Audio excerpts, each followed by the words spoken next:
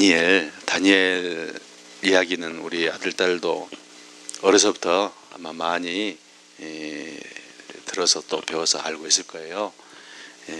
올해 들어서 청년에게, 이 세상에서 살아가야 할 크리스찬 청년들에게 주는 하나님의 가치는 무엇일까? 라는 주제로 항상 어떠한 자라는 제목으로 말씀을 계속 보고 있어요. 그래서 오늘은 뜻을 정하는 자라는 제목으로 다니엘의 또 이야기를 함께 보려고 합니다. 최근에 그 윤한덕 센터장이라는 이름으로 기사가 많이 나오는 걸 한번 보게 될 겁니다. 별이 이리 와. 이리 와. 앉아 여기. 이거 자꾸 움직여. 앉아. 기다려. 우리나라에 이제 병원은 여러분이 아는 많은 병원이 있는데 정부가 운영하는 병원이 있어요. 중앙의료원이라고 해요. 근데 그 중앙의료원에 있는 응급센터가 있는데 그 응급실이죠. 응급실, 병원에 있는 응급실을 책임지는 센터장이죠. 윤한덕 센터장. 그런데 이제 단지 한 병원의 응급센터장이 앞서서 정부의 병원, 즉 보건복지부 소속이기 때문에 우리나라의 모든 응급센터에 관련된 법이나 어떤 그런 예산이나 이런 것들을 다 총괄한 자리라고 보면 돼요.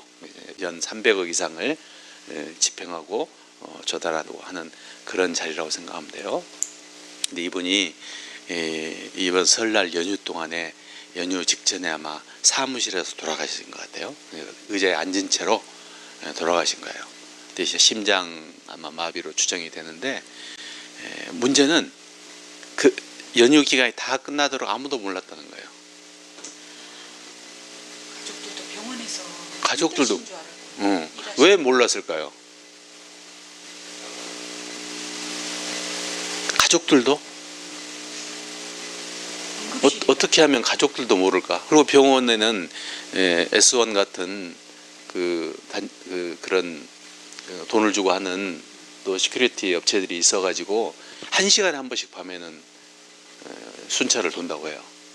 그런데도 무려 4일 동안을 모르고 어떻게 발견했냐면 아내가 연휴 기간 내내 연락이 안 돼서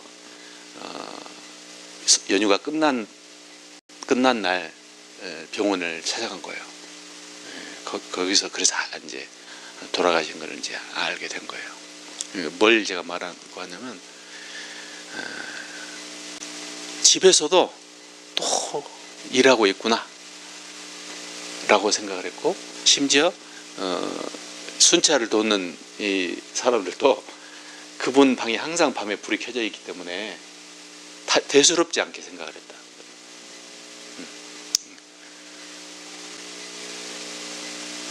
그분이 어떤 삶을 살았는지 좀 알 수 있는 그런 분이죠.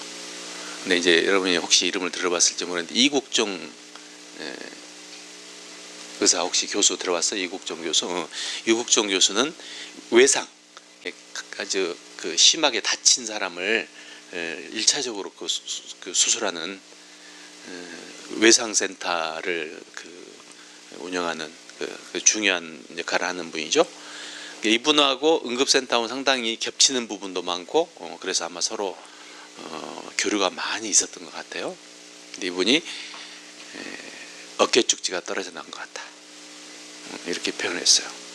근데 제가 이분의 기사를 이렇게 읽다가 우리 청년 두 아들, 딸을 위해서 이렇게 어떤 분이 보였냐면, 이국종 교수가 쓴 글에 책에 나온 내용이 돌아가시기 전에 그가 보건복지부 내에서 응급으로 그 일만을 전담해서 일을 시작할 때만 해도 정부 내에서는 도움의 성격이 전혀 없었다는 거예요.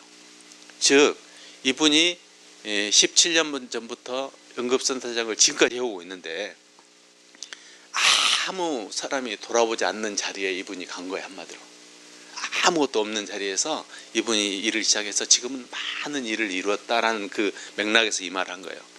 자신의 그 일이 응급의료 전반에 정책이 집행이 되잖아요. 이제 그 중요한 자리잖아요. 그런 의미에서. 그래서 자기가 최후 보루다라는 자의식을 뚜렷하게 가지고 있었다.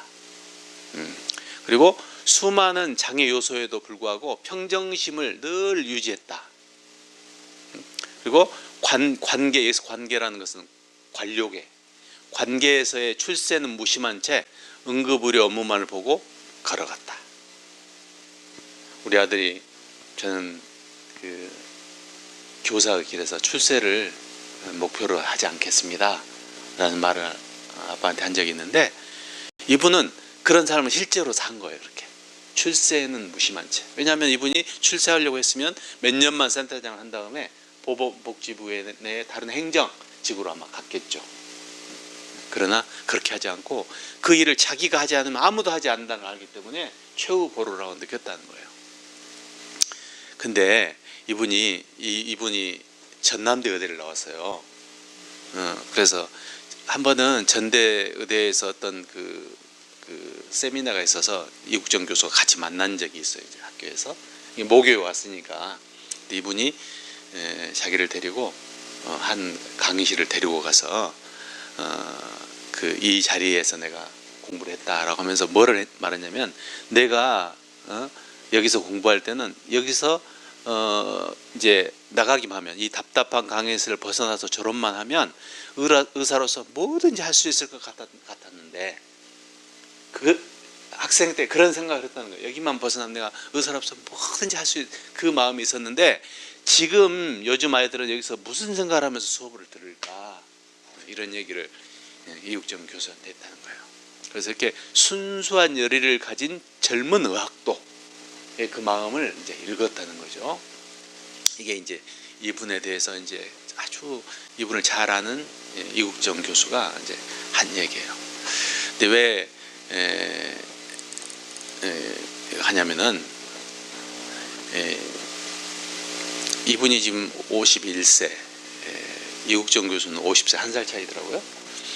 네, 이제 이분과 함께 제가 보고 싶은 사람은 안희정 지사, 잘 알고 있는 미투 때문에 지사직을 그만둔 사람이죠. 같은 그 시기, 나이 연배의 두 젊은 사람인데요. 한 사람은 의사로서, 한 사람은 정치인으로서 성공한 사람들이죠. 어쨌든 그 자리에서 중요한 역할을 담당하는 사람들이 됐으니까. 근데 이 두 사람의 삶과 죽음이 어떻게 서로 다른지 한번 보라는 거예요. 성경에 보면 죽었으나 살아있는 자라는 표현이 있고, 살았으나 죽은 자라는 표현이 있어요. 어떤 차이가 이 두 사람의 삶을 바꿔놨는지 한번 봐봐요.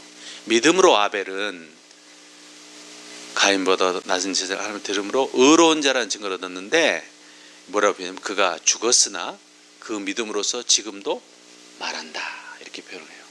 죽었는데 지금도 살아있다는 거예요. 그러니까 그 밤에 어떤 사람이냐면, 향락을 좋아하는 자는 살았으나 죽었다, 이렇게 표현해요. 어떤 그 두 사람 다 재능이 있어요. 두 사람 다. 그러나 뭐가 이 두 사람의 삶을 이렇게 차이나게 만들었을까요? 무엇이? 둘 다 재능이 있고 그 나름대로 성공했어요. 한 사람한테는 순수한 열정이 있어요. 순수한 열정이. 한 사람한테는 그 향락을 버리지 못하는 마음이 있었어요. 그죠? 이게 이 두 사람이 그 차이가 나게 한 어떤 그런 것이지 않을까 하는 생각이 들어요. 그래서 이런 점에서 세상 속에서 이 크리스찬 청년들이 살아야 돼요. 그죠? 여러분이 변화산 꼭대기에서 베드로가 한 말 기억나죠? 여기 초막셋을 짓고 여기서 삽시다. 그럴 수가 없어요. 세상 속에서 살아야 돼요. 세상 속에서 살아야 하는 하나님 나라 백성. 얼마나 이율배반적인 그 관계 상황이에요.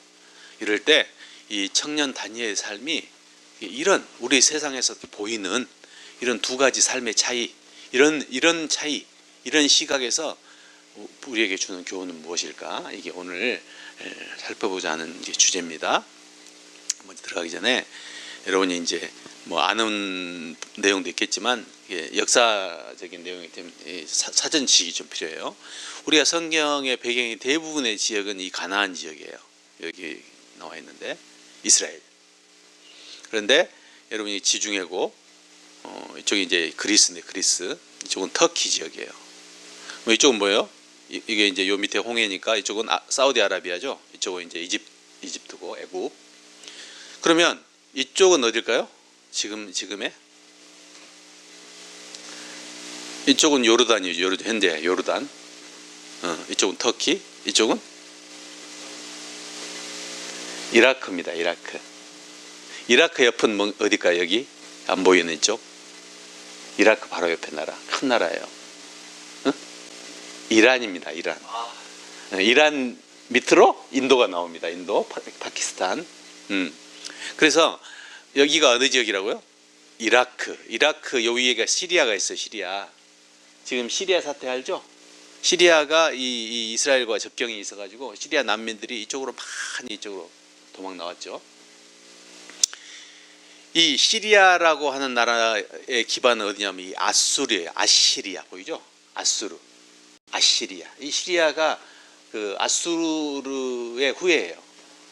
그러면 이 여기에 지금 있는 이 나라 이라크의 선조는 누굴까요? 바벨론입니다. 답을 적어놔도 잘 모르시는군요. 성경에서 바벨론의 나라 많이 나오죠? 바벨론의 후예는 누구라고요? 이라크. 사담 후세인. 이라크입니다. 이라크. 이 바벨론이라는 나라는 어떤 우리가 여러분이 세계사에서 배운 어떤 나라인 줄 아세요? 어떤 문명? 메소포타미아 문명. 세계 4대 문명은 어디죠? 여기 메소포타미아 문명. 또 하나는 이쪽에 이집트 문명. 또 인더스 황하, 인도의 인더스 황하 문명. 또 하나 인더스 문명. 또 하나 중국의 황하 문명. 이 네 개가 세계 4대 문명 발상지입니다. 그중에 가장 초기에 이루어진 1번이 어딘지 아세요? 메소포타미아입니다. 메소포타미아. 은혜 나라. 저기 중국에. 근데 이제 그렇게 이제 얘기하는데 그거는 이제 역사적으로 유물이 발굴되지 않으면 그게 이제 그 정설로 받아들이기 어려운 것 같아요. 역사적으로 그런 내용은 있어요. 은이라는 나라가 있다고. 어쨌든 여기가 이제 메소포타미아인데 메소포타미아라는 말이 무슨 뜻인지 알아요?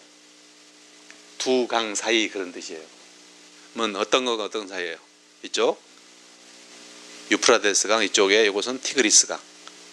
두 강 사이. 이 두 강이 범람을 하면 어떻게 되냐면 이 가운데가 홍수가 나겠죠. 여러분 알다시피 이집트 문명도 이 나일강의 범람으로 인해서 비옥해지죠. 그래서 농사가 잘 되는 거예요. 농사가 잘 되면 먹고 살 게 많죠. 여기도 마찬가지로 그런 의미의 좋은 기름진 땅이다. 요 가운데에다가 기반으로 촌락을 기반으로 바벨론이 이루어졌다. 이 나라는 중요해요. 왜냐하면 이 나라의 한 도시인 우르라는 도시 보이죠. 우르. 이 우르가 어딘지 알아요? 그렇습니다. 갈대아 우르입니다. 바로 아브라함의 고향입니다. 이 아브라함이 갈대아 우르를 지나 어디로 가서 어디로? 하란으로 가죠. 하란으로 가죠. 하란이 어디 있어요? 여기 있습니다. 여기. 근데 하란에서 그 아버지 하란은 여기서 죽고, 그다음에 그 야곱의 그 야곱과 막 싸우던 라반, 부두엘 이런 사람들이 하란에 있었어요. 근데 아브라함은 조카 롯을 데리고 어디로 와요? 가나안으로 와요. 그래서 우르에서 하란까지 약 900km, 하란에서 가나안까지 약 900km, 한 1800km를 이동해서 와요. 그래서 이제 야곱이 하란으로 도망가죠. 에서를 피해서. 그런 것이 이제 성경에 나오는 지역적인 그런 상황으로 보면 돼요. 이 바벨론이 이 남유다를 멸망을 시킵니다. 바벨론은 아수르를 무너뜨리고 커진 나라예요. 아수르를 무너뜨리고. 근데 가나안에 있는 유다, 이 북이스라엘은 아수르에 의해서 멸망을 당하고, 남유다는 바벨론에 의해서 멸망을 당하죠. 그래서 바벨론에 이 사람들이 끌려갑니다. 아수르의 정책은 뭐냐면은 어떻게 하죠? 예, 이 여러 민족을 다스리다 보면 이 반란을 일으키니까 그걸 막기 위해서 어떤 정책을 나라마다 틀린데 아수르는 주로 강제 이주 정책이에요. 이 나라 저 나라 섞어버려. 여기 사는 사람을 왜? 여기 살던 사람은 이리 살던 사람 이리 살던 사람 이리. 그러면 민족성이 허물어져 버리죠. 그래서 이제 융합돼 버리니까 이 반란이 줄어드는 거죠. 이게 아수르 정책이 굉장히 포악하고 가차없이 죽어버렸어요. 아수르는 오래 못 갔어요. 아수르는. 근데 이 실제적으로 세계사에서 유력할 만한 로마 이런 나라는 굉장히 인정받는 나라죠. 그렇게 유력한 제국 이 중에 하나가 시작은 바벨론으로 봐요. 근데 이 바벨론이 왜 그러냐면은 지금 미국과 같은 이민 정책을 써요. 바벨론은 각 지역에서 귀족들, 유력한 자들, 똑똑한 사람들을 다 끌고 와요. 그리고 그 지역에는 누구만 남겨놓냐면은 별로 학식이 없는 사람들만 남겨놔요. 그런 방법으로 다스렸어요. 그래서 전 지역에 유능한 사람을 다 자기 도성으로 불러들였기 때문에 똑똑한 사람이 많아서 좋은 아이디어. 한 번이라도 주면 지금 얘는 계속 부질 거야. 이리 와. 베리 이리 와. 여기 이리 와. 앉아. 앉아 있어. 가만히 있어. 엄마 옆으로 앉아. 예. 옳지. 그래서 이 바벨론의 그런 정책이 포악하지 않고 뭐랄까 각 지역을 이렇게 통합시킬 수 있는 정책을 폈기 때문에 굉장히 강성한 나라를 만들 수 있었고, 이런 정책은 그 후에 이란이 이제 지금의 이란이 이 바벨론의 다음 나라가 되죠. 바벨론을 무너뜨리고 그 어디죠? 바하사 왕국이라고 하죠. 페르시아. 바하사가 페르시아라는 뜻이에요. 페르시아가 알라딘의 나라 하면서 그다음에 이 그리스가 전체를 또 통일한 누구죠? 알렉산더. 이게 바로 헬라죠. 헬라. 그다음에는 이 옆에 있는 로마가 또 전체를 통일하죠. 어디죠? 로마는 굉장히 오래 갔어요. 1000년을 갔습니다. 그다음부터 여러분이 잘 아는 그렇게 중세 유럽 이렇게 넘어가는.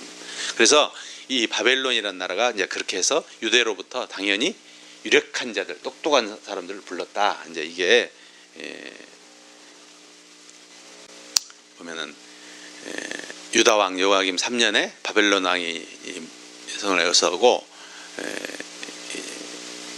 하고 1절이 나왔죠. 이런데 그다음에 환관장 아수분에서 자손 중 몇 사람을 흠이 없고 용모가 아름다우며 지혜를 통찰하며 지혜 통달하며 학문에 익숙하며 왕궁에 설만한 소년을 데려와서 갈대아 사람의 학문과 언어를 가르치게 하였고, 왕이 지정한 음식과 포도주를 날마다 주면서 아주 호화롭게 키운 거죠.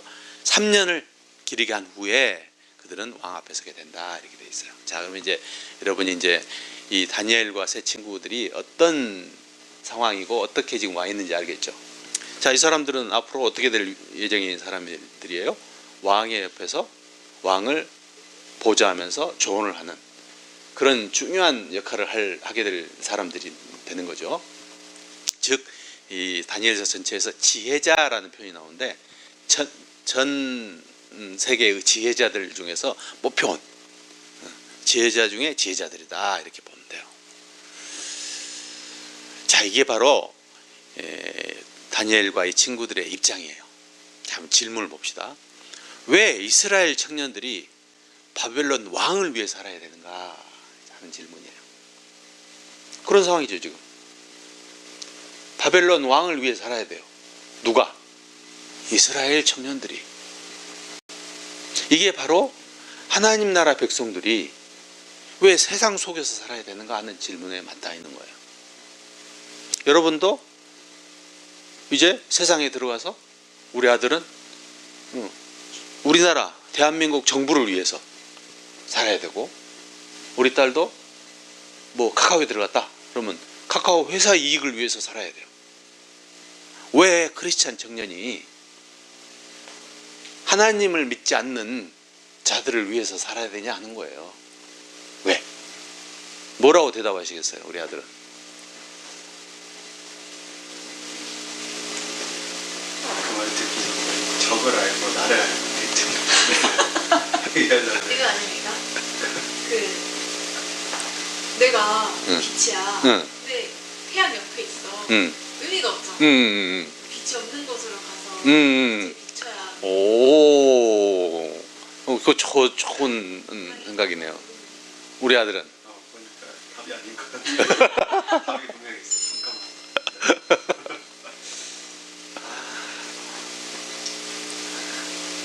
아니야, 우리 딸 말이 아주 맞는 말이에요. 다만 이제 그 동기가 태양 옆에 빛이 있으면 빛의 의미가 없죠. 근데 이제 그런 시각도 있을 수 있고, 또 다른 시각은 이렇게 어떻게 말할 수 있냐면, 하나님이 빛을 만든 이유가 뭘까? 라는 측면을 한번 생각해 볼 필요가 있어요. 그죠? 예. 자, 그러면 하나 더 질문해 볼게요. 세상은 누가 다스리나요? 하나님이 다스립니다. 어떻게 다스리나요?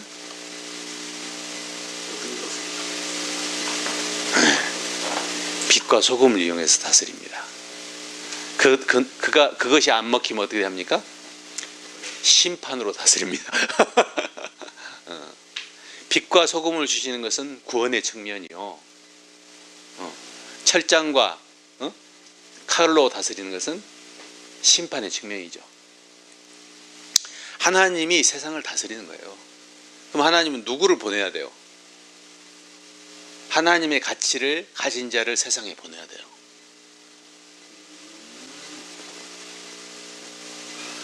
바벨론을 하나님의 뜻을 다스리고. 그렇습니다. 바벨론 역시 하나님이 다스리는 땅이에요. 지금 그곳은 누가 와 있어요? 하나님을 잘 아는 자가 와 있어요. 물론 바벨론에 와 있는 많은 또 청년들, 또 지혜자들이 있었겠죠. 그 지혜자들 역시 하나님의 뜻을 어느 정도 아는 자들이겠죠. 그렇죠. 요셉은 애굽에 가서 빛을 발했죠. 맞습니다. 요셉이 참 좋은 예죠. 요셉이 있었기에 애굽을 살렸고, 애굽뿐만 아니고 애굽 주위의 모든 나라를 기근으로부터 살려냈죠. 이게 바로 하나님의 자녀를 통해서 세상을 이끄시는, 다스리시는 하나님의 방법이에요. 그래서 우리 크리스찬 청년들은 근본적으로 어떤 생각을 할 필요가 있냐면 바로 그런 생각을 할 필요가 있다는 거예요. 너희는 세상의 소금이다. 소금이 맛을 잃으면 쓸데가 없어. 세상의 빛이다. 빛은 하나님께서 반드시 많은 사람이 볼 수 있게 놔두지, 태양 옆에 두지 않는다는 거예요. 우리는 말 아래만 생각하죠. 하지만 우리 딸의 비유를 본다면은 태양 옆에 두지도 않으신다는 뜻이에요. 말이 뭔지 알아요? 말이 뭐냐면은 한 말 두 말하는 그 그릇이죠. 한 말 두 말하는 그 퍼담는 그릇, 이런 거, 딱 이런 게 말이야. 이걸 탁 덮어버려, 램프를. 그런 의미야. 그럴 사람이야. 그것도 몰라 그러면서. 그 말이 아닌데. 그래서 여러분들은 다 어떤 명령을 받게 되냐면, 너희 빛이 어떻게 해야 돼요? 사람들 앞에 비치게 해야 돼요. 즉 여러분들은 반드시 어디 속에 들어가 살아야 한다고? 세상 속에 들어가 살아야 한다는 거예요. 그런 성경의 말씀입니다. 근데 이제 문제는 뭐냐면, 이 사람들이 왕이 지정한 왕의 음식과 포도주를 마셔야 된다는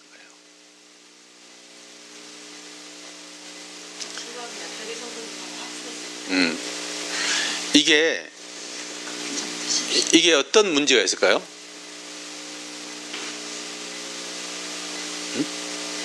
아니, 일단 이제 넘어갑시다. 다니엘이 뜻을 정해서 이거 안 먹겠다. 왜 다니엘과 친구들은 음식 문제를 이렇게 중요하게 여길까요? 음식은 날마다 날마다 먹기 때문에 어쩐다. 날마다 먹기 때문에 내가 날마다 그걸 이게 길들여. 길들여진다. 과정은 좀 애매한데 그 결과는 답을 정확히 말씀하신 것 같습니다. 우리 딸은 우리 딸은 그만하려고 그랬어요. 맞아요. 자, 익숙해지는 거야. 보세요, 여러분. 이 사람들은 아무리 자기들이 지혜자라고는 하지만은 자기 나라가 아니고 여기에 포로로 끌려온 사람들이에요. 다니엘은 왕족인 것 같아요. 아무리 자기 신분이 좋은 집안이라 할지라도 지금 남의 나라 와가지고 남의 나라 녹을 먹으면서 자기 지혜를 빌려줘야 되는 거지, 한마디로 얘기해서. 그런데 이 사람들을 융숭이 대접을 하는 거예요, 한마디로. 바벨론이. 이 바벨론의 정책이 보이죠? 왕의 음식을 주는 거예요. 왕의 포도주를 주고. 그럼 굉장히 산의 진미를 먹겠죠. 여기 음식이 파트바그라는 단어인데, 음식이 이 단어 자체가 그 진수성찬 그런 뜻이에요. 왕의 진수성찬 이렇게 돼 있어요. 올라와 이리. 올라와. 빨리. 뛰어. 하나 둘 셋. 뛰어. 하나 둘 셋. 뛰어. 하나 둘 셋. 뛰어. 옳지. 앉아. 여러분 한번 생각해 보세요. 여러분이 배울 만큼 배웠어요. 대학생이면. 여러분이 배울 만큼 배웠는데 이런 입장에 가 있다고 생각합시다. 매일같이 진수성찬을 먹어. 그러면 사실상 여러분은 어떤 사람과 똑같으냐면 왕과 같은 지위를 누리는 거예요. 먹는 문제에 있어서는 적어도. 이런 걸 늘 먹으면서 살았다 합시다. 그러면 이게 좋아요, 나빠요? 왜 나빠요? 아니, 그 본인한테. 다시 돌아가고 싶지 않아서. 그렇죠. 좋아요. 좋으니까 돌아가고 싶지 않겠지. 우리 아들이 군대 갔는데 너무 좋아.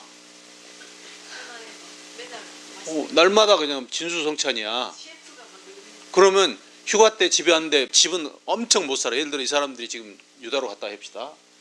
그러면 다 파괴되고 먹을 것도 없고 완전 그야말로 거지 생활이에요.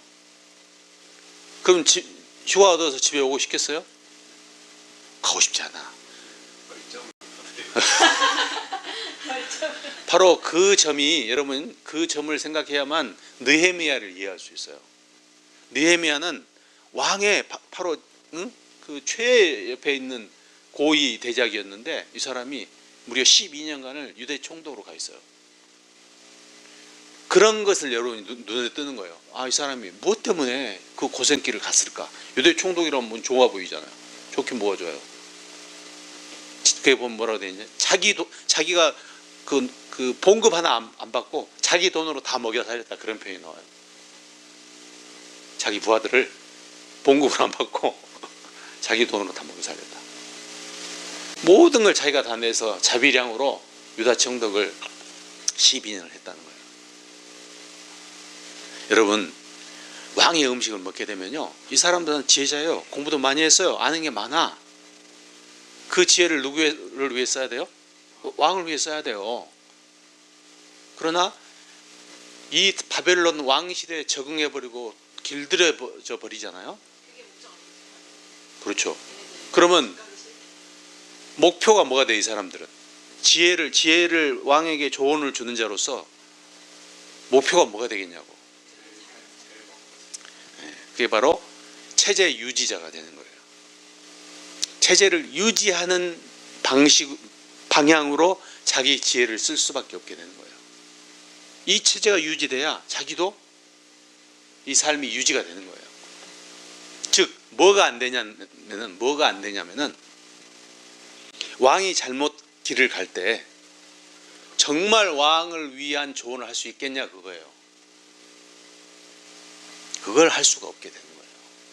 자, 지금 이 1장에, 다니엘서 1장에 나오는 데는 이 다니엘과 내 친구들만 있는 게 아니고 여러 청년들이 있어요. 여러 청년들. 환관장이 있고 어떤 감독이 있어요. 예, 환관장이 이 네 사람을 감독하게 한 자가 있는 걸로 봐서 환관장이 있고 여러 감독들이 있어. 감독 밑에는 청년들이 있어. 이렇게 이 청년들은 다 지금 이스라엘에서 데리고 온 그 귀족 청년들이에요. 왕족 및 귀족 청년들이에요. 그러면 다 지금 누구예요? 이스라엘 청년들이 와 있는 거예요. 지금 이 시기는, 이때는 이제 이스라엘 쳤기 때문에 그 제자를 끌고 온 거죠. 지금 다 이스라엘 청년들 얘기야. 지금 그 중에 한 팀이 지금 지금 이 음식 문제 거론하는 거예요. 그러면 나머지 이스라엘 청년들은 어쨌다는 얘기예요? 진수성찬 포도주 본 거예요. 여기서 왕의 음식이라는 건 뭐냐면, 바벨론은 왕의 음식은 반드시 신에게 먼저 드린 다음에 먹었죠. 그게 무난하니까. 이스라엘 입장에서 보면 우상의 음식이 당연히. 그럼 어떡해? 우리나라는 이미 망했고 난 지금 여기 와 있는데, 응? 순응하는 거죠. 타협하는 거예요. 타협. 좋은 거잖아. 진수성찬. 근데 도대체 다니엘과 이 친구들, 아마 이 나머지 세 명은 다니엘 때문에 얼사살다 따라가지 않았을까 하는 생각도 해요. 왜냐하면 다니엘은 뜻을 정하여 이렇게 다니엘과 친구들이 뜻을 정한 게 아니고 이렇게 해야 되지 않겠니? 그러면 옆에 사람들은 그래야 될 것 같네. 그러면 치킨 따뜻한 그러네 말하면서. 지금 여러분, 다니엘은 이스라엘 청년 중에 왜 이런 생각을 했을까? 두 가지로 볼 수 있어요. 하나는 하나님을 믿는 자로서의 신앙적 순수성을 지키고 싶다라는 측면이 하나 있어요. 그러면 다니엘은 바벨론에 충성하면 안 되겠네. 하나님의 백성이 이방 나라 왕에게 충성하면 되겠어요? 안 되죠. 근데 일장 맨 마지막에 보면 다니엘은 고레스 왕 원년까지 활동했다 이렇게 돼 있어요. 고레스 왕은 바사 왕국의 왕이에요. 이때까지 70년이야. 시간을 계산해보면. 몇 년을 왕궁에서 일을 했다고? 70년을. 대단한 사람이죠. 그 70년간을 왕조가 메대로 변했다가, 또 왕도 여러 번 변했다가, 그 다음에 바사로 변했다가 하는 그 과정을 70년을 계속 봉사한 사람이라고, 이 정부에. 완전한 타고난 행정가죠. 이 일을 다니엘이 했다는 거예요. 그래서 우리 한 가지 더 있다는 거예요. 신앙적 순수성을 지키는 것 플러스 또 하나가 뭐예요? 장수의 비결이라고 할 수도 있고 장수의 비결은 결과론적인 얘기고, 그보다 중요한 건 뭐냐면 진짜로 충성하는 신하가 되는 거예요. 진짜로 충성하는 사람. 그러니까 저 사람은 진짜로 필요한 사람이야. 그러니까 왕이 바뀌어도 계속 쓰고, 그냥 그 나라 자체가 바뀌어도 그 사람은 계속 통치를 시키는 거야. 뭔지 알겠어요? 그 사람은 보물이야, 보물. 어떤 왕한테도 보물이야. 두 가지 있다 해서, 하나는 자기 신앙의 순수성을 지키려고 하는 열정, 그것도 하나 있고, 또 하나는 뭐라고요? 진짜로 바벨론 왕에게 지혜자가 되려고 하는. 그러려면 나는 어떻게 해야 돼요?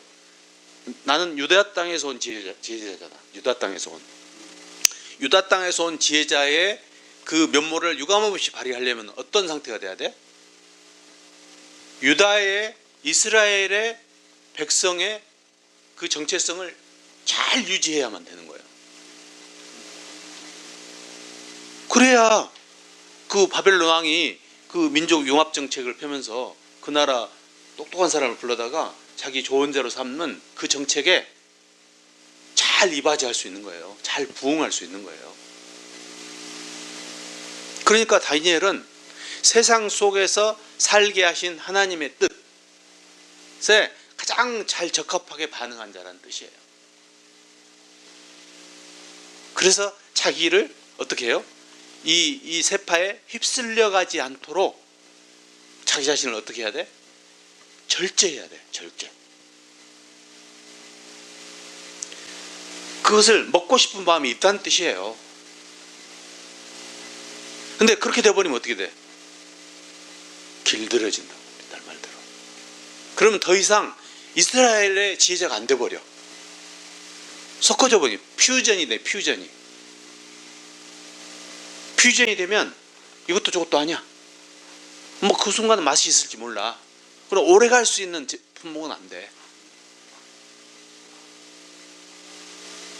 다니엘은 바로 그래서 음식 문제가 중요한 거예요. 음식 문제가 중요하다는 말은 뭐냐면 음식이 중요하다는 뜻이 아니에요. 지금 이 시점에서 다니엘이 바로 이 계곡에 이 꼬리짓하면서 버티고 있는 물고기 얘기했죠. 죽으면 즉시 휩쓸어 버려. 죽는 순간 살아 있어야 돼. 살아 있어야 계속 꼬리짓을 할 수 있죠. 그렇게 꼬리짓을 할 수 있는 뭔가가 있어야 돼. 그 꼬리짓이 뭐냐 그거지. 자기가 선택할 수 있는 선택지가 별로 없어. 다니엘 입장에서는 지금 찾는 거예요. 내가 뭘로 내 꼬리짓을 유지시킬 수 있지? 그게 지금 뭐예요? 자기가 선택할 수 있는 걸 찾은 게 바로 음식이에요.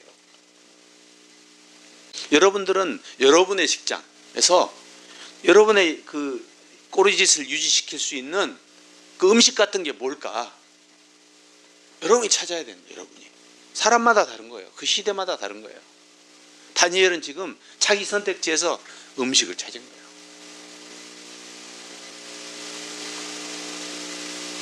그것을 그러나 난 이렇게 못합니다 이런 게 아니고 굉장히 부드럽게. 그러니까 벌써 황관장이 은혜와 긍휼을 얻게 했다 이런 표현이 있죠.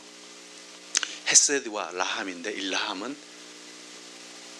저기 신약에서는 단어가 뭐냐면은 스플랑크니조마이에 불쌍히 여기는 마음. 은혜와 불쌍히 여기는 마음을 가졌다는 거예요. 황관장이 이 다니엘에 대해서 벌써 이 황관장이 데려올 때부터 서로 대화해보고 하면 벌써 알죠. 저 청년은 어떻구나 알아요. 그 청년이 지금 얘기를 하기 때문에 들어주고 싶어. 그런데 내가 그랬다가 너희들 얼굴이 안 좋아지면 내 목이 위태롭다 어렵다 라고 얘기한 거예요. 그러니까 다니엘이 굴하지 않고 다시 한번 그 감독하게 한 사람한테 뭐라 하냐면 10일만 한번 테스트해 주십시오. 10일만. 그래서 이스라엘에서 나머지 청년들과 비교해서 만약에 걱정되시면 그냥 당신이 주시는 거 먹겠습니다. 그렇지 않으면 우리는 채식과 물만 먹겠습니다. 이게 보세요. 선택지가 별로 없는 상태에서 다니엘로서는 정말 하나님께 자기 운명을 맡기는 거예요. 여러분, 다니엘이 채식을 했기 때문에 또는 이렇게 했기 때문에 다니엘이 된 건가요? 그런 마음이 있기 때문에 채식을 하는 거예요. 여러분 이걸 절대 기억해야 돼요. 여러분이 꼬리짓을 하려는 마음이 있어야 꼬리짓을 하는 거지 그 마음이 없으면 절대 안 돼요. 절대 그 앞뒤를 바꾸어서 생각하면 안 돼요.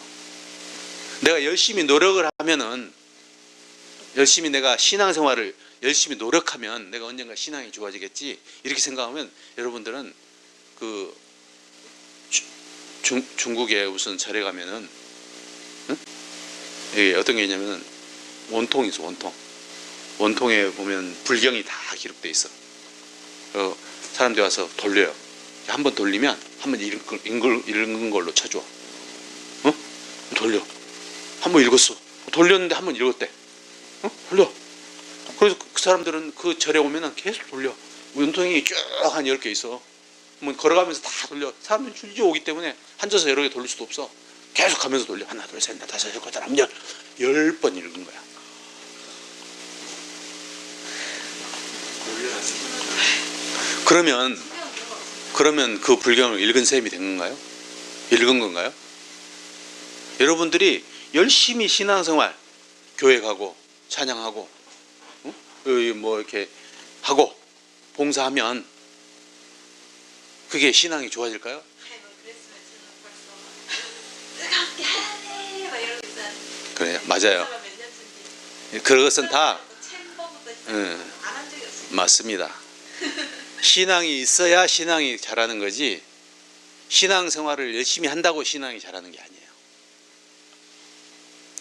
내가 그런 마음이 없어. 이렇게 뜻을 정해서 음성 문제를 거론하는 그런 마음이 나한테 없어. 그럼 난 믿음이 없는 거예요. 우리가 정직해야 돼, 하나님 앞에.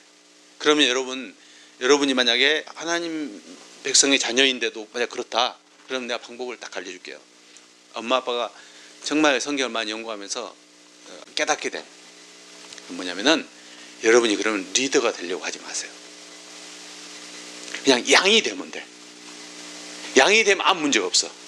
양이 되면 좋은 리더 밑에서 리더가 가르치는 대로 살면 돼. 그러면 주 예수를 믿으라. 그리하면 너와 누가 구원을 받아? 그 집이 구원을 받아. 그러니까 여러분은 엄마 아빠의 말을 듣고 그렇게 신앙생활하면 살면 돼요. 그냥 좋은 리더 밑에서. 근데 여러분이 그런 마음이 없는데, 뜻을 정해서 뭐 하는 마음이 없는데도 불구하고 리더가 되잖아요. 그러면 하나님께서는 리더에게 중요한 책임을 줬기 때문에 그 결과에 대해서도 엄중히 책임을 물어요. 괜히 나대지 말자 이런 좋은 아들 딸들이 결혼하면 다 운동을 안 하겠다. 근데 중요한 건 뭐냐면, 여러분이 결혼을 하게 되면 리더가 하기 싫어도 자동적으로 리더가 되게 돼 있어요. 그래서 여러분은 어차피 리더 교육을 받아야 돼. 뭔 짓을 해도 다 주인 탓이기 때문에. 그래서 여러분은 바로 이 다니엘의 입장에 와 있다. 다른 이스라엘 청년들처럼 그들도 귀족이고 왕족이에요.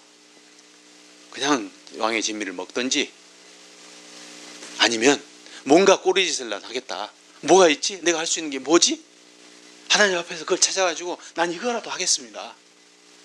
이렇게 하든지 해야 됩니다. 이게 바로 다스림이에요. 다스림. 여러분이 다니엘처럼 바벨론 왕의 좋은 자로 있지만, 이런 꼬리짓이 없으면은 뭐가 돼? 체제 유지자가 돼요. 체제 유지자. 근데 성경은 하나님께서 사람에게 땅을 정복하고 다스리라고 그래서 다스리라. 바벨론 왕을 다스려야 되는 거야.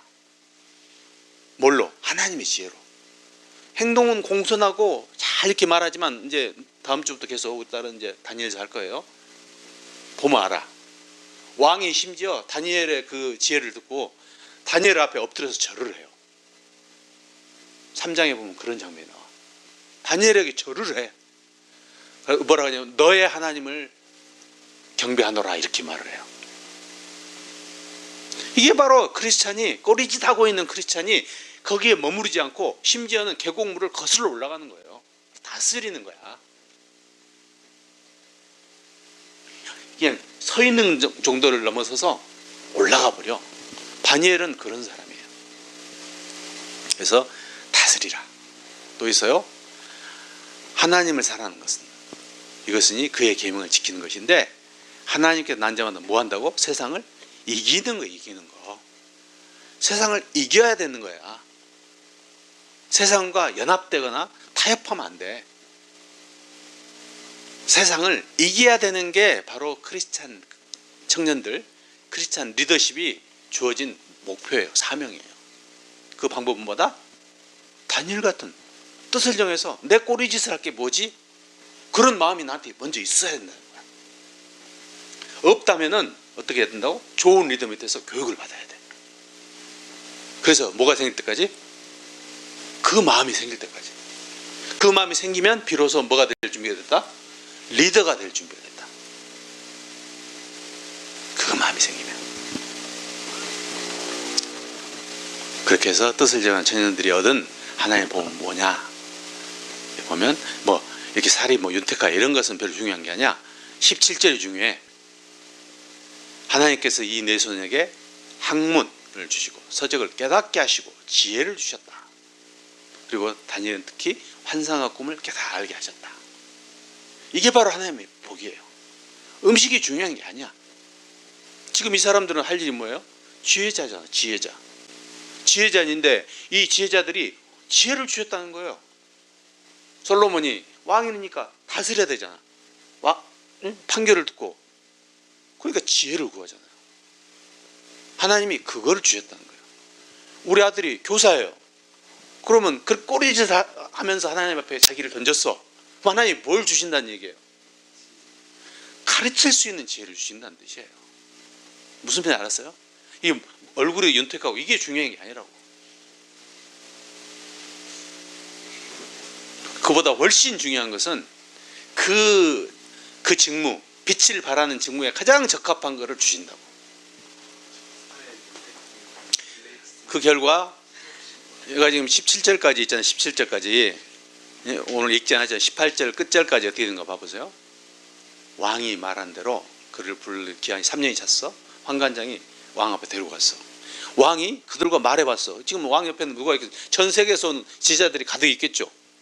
그런데 그들과 말해보니까 일단 이 이스라엘 무리 중에서, 이스라엘 형년 무리 중에서 다니엘과 하나냐 이 네 명이 제일 좋아. 그러니까 야 나머지는 다 가고 니들만 왕 앞에 있어라. 일단 선택이 됐어. 자, 이스라엘 전체 청년 중에서 누가 선택이 됐다고? 이 팀이, 다니엘 팀이 선정이 됐어. 자, 그래 놓고 섰게 했어. 선 후에 왕이 이제 그때부터 이제 그들한테 국사가 있을 때 물을 거 아니야, 이제. 다니엘 팀에도 물어보고, 저기 저 애굽 팀에도 물어보고, 알겠어요? 아수르 팀에도 물어본단 말이에요. 물어보니까 묻는 중에 그 지혜와 청명이 온 나라 박수와 술객보다 몇 배가 나? 10배가 낫다. 10배가. 이게 바로 꼬리짓을 하고 있는 하나님의 청년들에게 주신 하나님의 복이에요. 복. 이게 바로 가장 바벨론 왕을 잘 보필하고 그에게 지혜를 줄 수 있는 사람. 이 지혜는 그냥 타협하고 이 체제 유지하는 지혜라고? 아니고 어쩐 지혜? 다스리는 지혜. 요셉은 바로 밑에 있었지만 애굽을 다스렸고, 다니엘과 이 세 친구는 이 느부갓네살 밑에 있었지만은 바벨론을 다스렸어요. 바벨론 제국이잖아. 전 세계를 다스렸다고. 이게 바로 세상 속에서 사는 크리스찬 청년들에게 주시는 하나님의 목표, 사명, 뭘까? 이런 거예요. 다스린. 알았어요? 자, 적용해 봅시다. 리더는 반드시 되게 돼 있다. 그러니까 여러분들이 다 나겠다 하면 최소한 뭐는 맡아야 돼? 여러분 자녀는 맡아야 돼. 그런 의미예요. 이게 바로 한 달란트야. 한 달란트. 한 달란트. 다니엘 같은 사람은 5달란트. 누가 10달란트? 5달란트. 그 정도면 이 100달란트는 아니지. 그렇게 생각하면 안 돼. 한 사람이 천하보다 더 귀하다고 그랬으니, 나는 여러분 우리 아들 딸 두 사람이 천하 같은 그런 거야. 뭐 다니엘이 나보다 어느 정도 세냐 그러면 한 5배 정도 센 거야. 절대 그 이상 아니에요. 여러분 오해하면 안 돼. 그렇게 중요해. 자, 세상과 싸워 자신을 지키는 것은 결코 쉽지 않아. 누가 할 수 있다고? 처음부터 뜻을 당하는 여기서 가장 중요한 단어에 밑줄 치면 어디예요? 처음부터야. 처음부터 뜻을 정해야 돼. 그때 천국은 마치 등을 두고, 이거 어디 나온 얘기예요? 네. 이미 미련. 시작하면서부터 이미 다섯은 미련해. 시작하면서부터 이미 다섯은 슬기로워. 이 이야기 정말 아빠가 생애 처음으로 했던 설교의 본문이거든요. 그런데 죽을 때까지 아빠한테 영향을 미치는 본문이에요. 처음부터 슬기 있어. 처음부터 뜻을 정해야 돼. 이게 안 됐다면 뭘 해라고? 이게 안 됐다면, 지금 여러분한테 이게 안 됐다면 뭘 해야 된다고? 미련해. 그럼 어떻게 해야 돼? 빨리 자기를 깨닫고 좋은 리더 밑에서 양육을 받아야 된다고. 무슨 말인지 알았어요? 이번 생은 걸렸다가 아니고 이번 생은 걸렸다고 하면 안 되고 좋은 리더 밑에서 이 마음을 들 때까지 슬기로워질 때까지. 그래서 자신을 이제 자기가 이제 리더에 대해서 뜻을 정하는 마음이 있어 자기한테. 그러면 자신을 하나님 뜻에 순종시키는 뭐가 필요해? 이봐, 자기 라벨링. 나는 하나님의 자녀다. 나는 하나님의 자녀야. 이걸 자기한테 라벨을 붙여야 돼. 어? 그냥 있으면 안 돼. 자기한테 라벨을 붙여야 된다니까. 이게 꼬리짓이야. 나 음식 안 먹겠다. 이게 라벨링이야, 라벨링. 음식이 중요하지 않다고. 뭐라고? 라벨 붙이면 뭐하냐고. 처음부터 미련한데. 이미 정해졌어. 그러니까 그 전에 양육을 받으라니까. 받았다면 이제 리더로서 준비가 됐다면 라벨링이 필요하다고. 뭔가 나를 사람들이 쟤는 어째? 이 라벨링이 있어야 한다고. 꼬리짓. 그래서 하나님의 자녀는 반드시 태어나야 돼. 먼저 태어나야 돼. 태어나면 이게 라벨링 되면 뜻을 정하면 그러면 그때부터 뭐 하는 거다? 성장하는 거다. 누가 성장을 시켜? 하나님이 그때부터 성장을 시키는 거예요. 이 부분에서는 제가 그 주보에다 오늘 목양칼럼에 잘 적었으니까 우리 아들 읽어보세요. 마지막 하나님 앞에서 거룩을 추구하는 자. 거룩을 추구해야만이 뭐 한다? 성장한다. 자, 라벨링 됐어. 마음도 준비됐고 라벨링이 됐어. 그때부터 뭐 해야 한다고? 계속 거룩을 추구해야 돼. 거룩을. 성장과 거룩 추구는 비례해. 내가 거룩을 추구하면 할수록 나는 성장하게 돼 있어. 그러면 점점 누가 인도한다고요? 하나님 인도함으로써 하나님의 복을 줌으로써 점차 세상을 이끌고 다스릴 자로 준비되고 성장한다. 이것이 이 다니엘을 보면서 우리가 크리스천 청년이 배울 점이